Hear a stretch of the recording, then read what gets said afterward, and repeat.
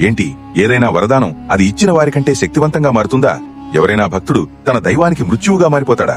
దీనికి సమాధానం భస్మాసురుడి యొక్క కథలో ఉంది. ఇక్కడ మహాదేవుడి యొక్క కరుణే అతనికి సంకటంగా మారిపోయింది.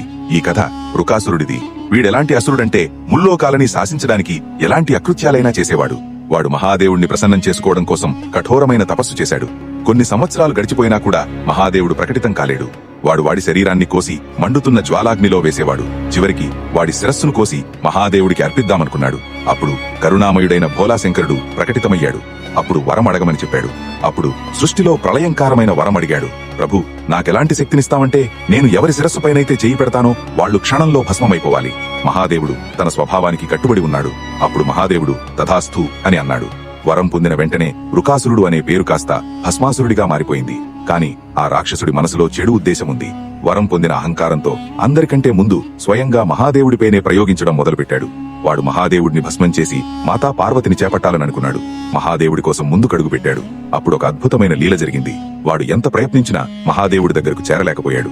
వాడు ఎంత దూరమైతే వస్తాడో మహాదేవుడు కూడా అంతే దూరంగా వెళ్లిపోయాడు. ఒక అదృశ్యమైన మాయలో చిక్కుకుపోయాడు. ఎక్కడైతే పరిగెత్తడం మొదలుపెట్టాడో వాడు అక్కడే ఉండిపోయాడు.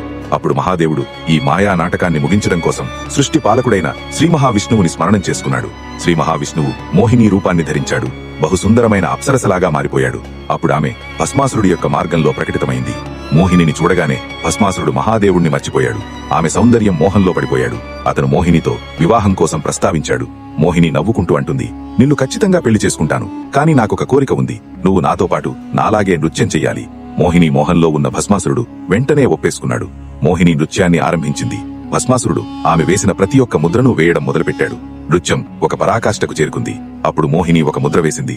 ఆమె చెయ్యిని ఆమె తలపైనే పెట్టుకుంది. అది చూసిన భస్మాసురుడు అన్నీ మరిచిపోయి ఆ ముద్రని వేశాడు. ఎలాగైతే తన చెయ్యి తన తలపైనే పెట్టుకున్నాడో అలాగే భస్మమైపోయాడు.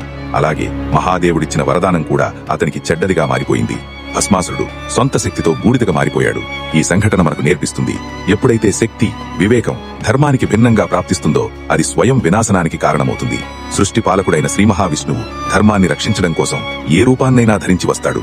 కామెంట్లో ఓం నమో నారాయణాయ అని అవశ్యంగా రాయండి.